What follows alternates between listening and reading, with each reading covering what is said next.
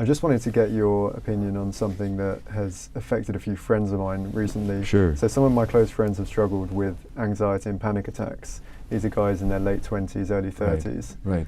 I just wanted your opinion on whether you think this is always rooted in childhood, and is there any practical advice you'd give to someone who's trying to get to the root of it?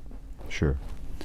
So in general, I believe that most mental health disorders, in fact I would say almost every mental health disorder, originates in childhood experience, and it originates as a coping mechanism. Now if you look at anxiety, if I were to pull a gun on you, you would not be anxious, you'd be afraid, as you should be. So when are we afraid? When we're threatened with something. Either something bad happened to us, or something that we perceive as something that we need is threatened to be taken away from us. Now, in the early child's life, in a young child's early life, anxiety is an attachment alarm. What is the child's biggest need? Attachment with the parent, connection with the parent. When the parent's not around, the child should feel some fear. That serves a positive purpose, because when a child feels fear, he cries, she vocalizes, and that brings the parent. I mean, look at a mother cat responding to the kitten's cries, immediate. And the same with instinct, with human beings who are still connected to the parenting instinct, they will respond to the child's cry for help. So that fear is adaptive. So it's a coping mechanism. But now what happens to a person whose parents are taught by medical experts, like I used to, until I learned otherwise, or others, not to pick up their kids when they're crying? Now that natural fear that causes the crying, that brings the parent, which ends the anxiety, is embedded in the child. So what begins as a coping mechanism now becomes generalized. So under certain circumstances, there should be fear and anxiety.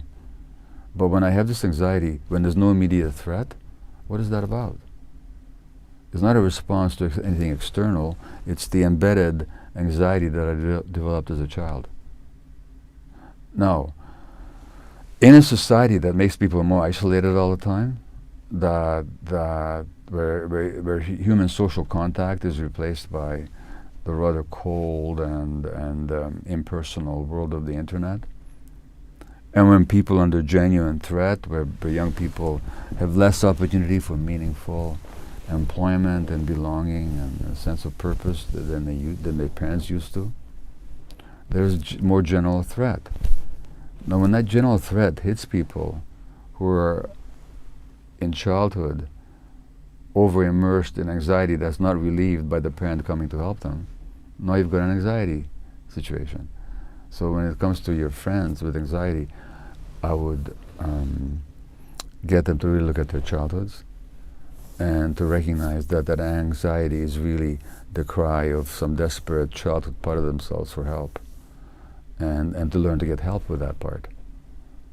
Not just to take tranquilizers or to drink booze, not to feel the anxiety, or not to go on the internet to soothe themselves or to escape momentarily, but to actually see that that anxiety is a normal response on their part to what actually happened to them, and that it can be relieved and recovered from if they look at its sources.